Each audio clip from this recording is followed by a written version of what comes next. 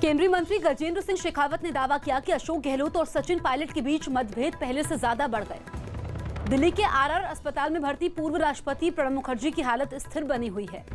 खबर है कि नवंबर 2019 में सुशांत के खाते से 2 दिन में 4 करोड़ 50 लाख की एफडी तोड़ी गई, जिस पर ईडी ने रिया और श्रुति मोदी से सवाल पूछे हैं। सुशांत के परिवार के वकील विकास सिंह ने सिद्धार्थ को बुद्धिमान अपराधी करार दिया और उस पर एफआईआर दर्ज होने के बाद रिया की मदद करने का आरोप लगाया।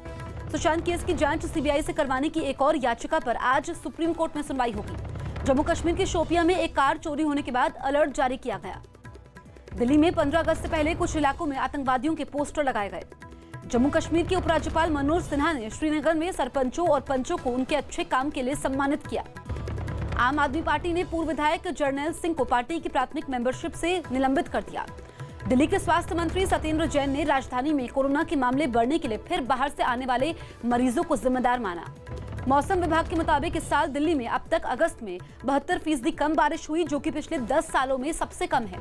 पीएम नरेंद्र मोदी आज पारदर्शी कराधान ईमानदार का सम्मान योजना की शुरुआत करेंगे।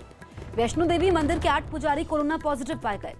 सोनिया गांधी और राहुल गांधी समेत कई नेताओं ने राजीव त्यागी के निधन पर दुख जाहिर किया। केंद्रीय आयुष मंत्री श्रीपद नायक कोरोना पॉजिटिव पाए गए, जिसके बाद उन्होंने खुद को होम क्वारंटीन कर लिया।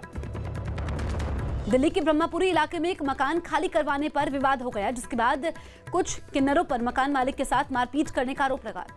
ग्वालियर में जन्माष्टमी के मौके पर एक मंदिर में राधा कृष्ण की मूर्तियों का 100 करोड़ रुपए के गहनों से श्रृंगार किया गया।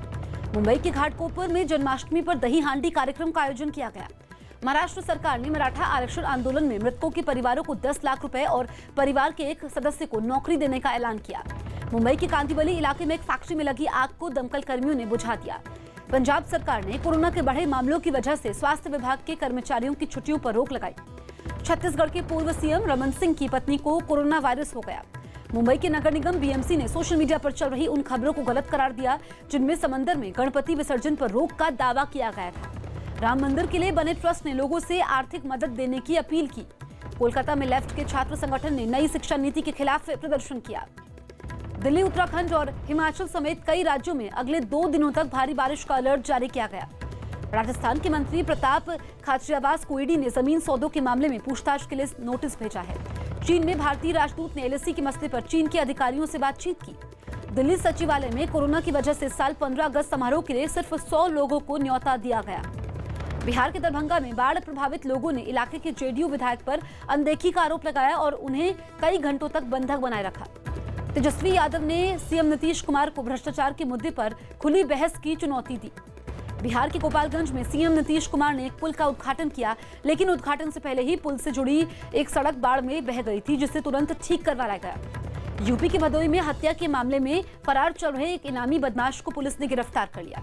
यूपी के चित्रकूट में भारी बारिश के बाद आई बाढ़ में कई दुकानें डूब गई। पंजाब सरकार ने 12वीं की कई छात्राओं को ऑनलाइन पढ़ाई के लिए स्मार्टफोन बांटे। यूपी के सीएम योगी आदित्यनाथ ने गोरखपुर के बीआरडी मेडिकल कॉलेज में कोरोना से जुड़ी सुविधाओं की समीक्षा की और मरीजों के लिए बिस्तरों की कमी नहीं होने के निर्देश भी दिए। उत्तराखंड के रुद्रप्रयाग में मलबा आने से बंद हुआ केदारनाथ जाने वाला रास्ता खोला गया। दिल्ली के पास यूपी के गाजियाबाद में पुलिस ने कई आरोपियों के 127 हथियारों के लाइसेंस रद्द कर दिए। दिल्ली के पास फरीदाबाद में पति और पत्नी की उनके मकान में हत्या कर दी गई। मौसम विभाग ने मध्य प्रदेश के रीवा समेत 10 जिलों में भारी बारिश का अलर्ट जारी किया। उत्तराखंड के बागेश्वर में भारी बारिश के बाद जमीन खिसक गई, जिससे कई घरों में मलबा घुस गया। हरियाणा के पंचकुला में एक फैक्ट्री में आग लगने से लाखों का नुकसान हो गया। हरियाणा के फतेहाबाद में शराब तस्करी के शक में कुछ लोगों ने एक आदमी की पिटाई कर दी, जिसके बाद पुलिस ने 4 आरोपियों को गिरफ्तार कर लिया। दिल्ली के पास यूपी के ग्रेटर नोएडा में प्रशासन ने सीवर सफाई के लिए रोबोट्स तैनात किए। आगरा में लखनऊ एक्सप्रेसवे पर एक कार और ट्रक के बीच टक्कर हुई, जिसमें 3 लोगों की मौत हो गई। हरियाणा सरकार ने कोरोना की वजह से इस साल 15 अगस्त कार्यक्रम सादगी से मनाने का ऐलान किया है। बिहार में भी 15 अगस्त समारोह सादगी से मनाया जाएगा। पप्पू यादव कोरोना के खतरे को देखते हुए बिहार विधानसभा चुनाव रुकवाने के लिए हाईकोर्ट में अपील करेंगे। भोपाल में शर्तों के साथ जिम और योग सेंटर खोल दिए गए। राजस्थान के कॉलेजों में ऑनलाइन दाखिले के लिए आवेदन की तारीख 20 अगस्त तक बढ़ा दी गई। पश्चिम बंगाल के आसनसोल में पुलिस ने काफी मात्रा में गांजे के साथ 5 आरोपियों को गिरफ्तार कर लिया। यूपी के उन्नाव में एक गोदाम में लगी आग में लाखों का सामान जलकर राख हो गया। यूपी के हरदोई में पुलिस ने शराब तस्करी के आरोप में फरार चल रही एक महिला को गिरफ्तार कर लिया। पश्चिम बंगाल के मालदा में टीएमसी नेता के अगवा बेटे का शव बरामद हुआ। राजस्थान के चुरू में शराब तस्करों के हमले में 2 पुलिस वाले घायल हो गए, जिसके बाद पुलिस ने 2 आरोपियों को गिरफ्तार कर लिया। छत्तीसगढ़ के जशपुर में एक महिला की हत्या के आरोप में पुलिस ने उसके पति समेत 3 लोगों को गिरफ्तार कर लिया। मध्य प्रदेश के श्योपुर में 2 बदमाश एक दुकान से लाखों के मोबाइल चोरी कर फरार हो गए। छत्तीसगढ़ की कोरिया में कंटीली तार में फंसे एक भालू को वन विभाग ने बचा लिया। मुजफ्फरपुर में कुछ लोगों ने कोरोना से मरने वाले एक आदमी का शव शमशान घाट में जलाने का विरोध किया। हिमाचल प्रदेश के कुल्लू में नदी के तेज बहाव में फंसे एक लड़के को पुलिस ने लोगों की मदद से बचा लिया। यूपी के मुरादाबाद में बदमाशों ने कार शोरूम के एक सुरक्षा कर्मी की गोली मारकर हत्या कर दी। केरल सरकार ने इसरो के पूर्व वैज्ञानिक नंबी नारायणन को 1 करोड़ 30 लाख रुपए का मुआवजा दिया, जिन पर 26 साल पहले जासूसी का आरोप लगा था, लेकिन कोर्ट में वो केस जीत गए थे। महाराष्ट्र के गोंदिया में पुलिस ने नक्सलियों के लगाए गए एक बम को नाकाम कर दिया। नैनीताल में जमीन खिसकने से हाईवे पर आए पहाड़ के मलबे को हटा लिया गया। हैदराबाद में एक महिला पर अपने पति से झगड़े के बाद अपने 2 महीने के बच्चे को बेचने का आरोप लगा।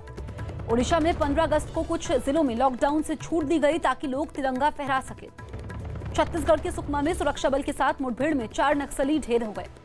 जम्मू कश्मीर के बांदीपुरा में सुरक्षा बल ने लश्कर-ए-तैयबा के एक आतंकवादी को गिरफ्तार कर लिया।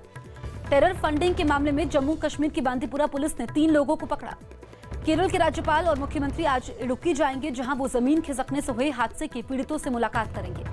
तेलंगाना सरकार ने सभी निजी अस्पतालों के लिए दिशा निर्देश जारी किए, जिसमें अब कोरोना के इलाज का खर्च अस्पताल की स्क्रीन पर दिखाया जाएगा। भारत ने पीओके की मेडिकल डिग्री को बैन कर दिया, यानी वहां से डिग्री लेने वाले भारत में प्रैक्टिस नहीं कर पाएंगे। मिजोरम में बीएसएफ के 5 और जवानों को कोरोना हो गया। झारखंड के सीएम आवास पर 20 और कर्मचारी कोरोना पॉजिटिव पाए गए। केरल के तिरुवनंतपुरम में 17 अगस्त को शर्तों के साथ कुछ मंदिर खोले जाएंगे।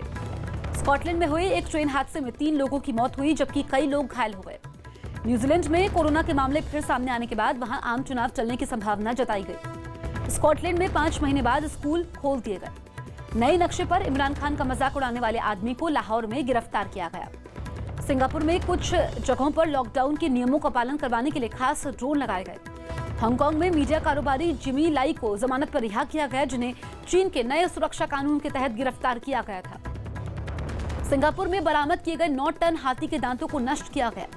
दक्षिण सूडान में जवानों और नागरिकों में भिड़ंत हुई, जिसमें 45 सैनिकों समेत 127 लोगों की जान चली गई। दक्षिण कोरिया की राजधानी सोल में भारी बारिश से कई इलाकों में बाढ़ आ गई। ब्रिटेन कोरोना संकट के बीच आर्थिक मंदी की चपेट में आ गया, क्योंकि वहां पिछली तिमाही की अर्थव्यवस्था में 20% से ज्यादा की गिरावट दर्ज की गई। खबर है कि पाकिस्तान के सेना प्रमुख अगले हफ्ते सऊदी अरब का दौरा कर सकते हैं। राजस्थान रॉयल्स के fielding coach Dishant Yagnik corona की चपेट में आए, जिसके बाद वो 14 दिनों के लिए क्वारंटीन हो गए। बेंगलुरु में 5 और हॉकी खिलाड़ियों को कोरोना के इलाज के लिए अस्पताल में भर्ती करवाया गया। कोरोना के मामलों के बावजूद हॉकी कैंप 19 तारीख से ही शुरू होगा। खबर है कि आईपीएल में नहीं चुने जाने से खफा क्रिकेटर करण तिवारी ने मुंबई में आत्महत्या की। कोरोना के खतरे की वजह से पेरिस मैराथन को रद्द किया गया। कोरोना संकट के बीच पहली बार महिला T20 मैच खेला गया, जिसमें जर्मनी ने ऑस्ट्रिया की महिला टीम को 82 रनों से हरा दिया। कोरोना संकट की वजह से फुटबॉल वर्ल्ड कप और 2023 में होने वाले एशियन कप के क्वालीफायर मुकाबले फिलहाल टाल दिए गए। खबर है कि मध्य प्रदेश की एक महिला क्रिकेटर डोप टेस्ट में फेल हो गई, जिसके बाद उसे निलंबित कर दिया गया। मेजबान इंग्लैंड और पाकिस्तान के बीच आज से दूसरा टेस्ट मैच खेला जाएगा। सोनू सूद ने गोरखपुर की एक लड़की के पैर की गाजियाबाद में सर्जरी करवाई, इस लड़की ने सर्जरी के लिए मदद की गुहार लगाई थी। आलिया भट्ट और संजय दत्त की फिल्म सड़क 2 का ट्रेलर जारी किया गया। मान्यता ने कैंसर से जूझ रहे संजय दत्त के लिए प्रार्थना करने की अपील की और अफवाहों पर भी ध्यान न देने की सलाह दी। वायुसेना ने film Gunjan Saxena the Kargil girl के कुछ सीन और डायलॉग पर आपत्ति जताई। करीना कपूर ने एक बयान जारी कर बताया कि वो जल्द दूसरी बार मां बनने वाली हैं। नमस्ते, मैं हूं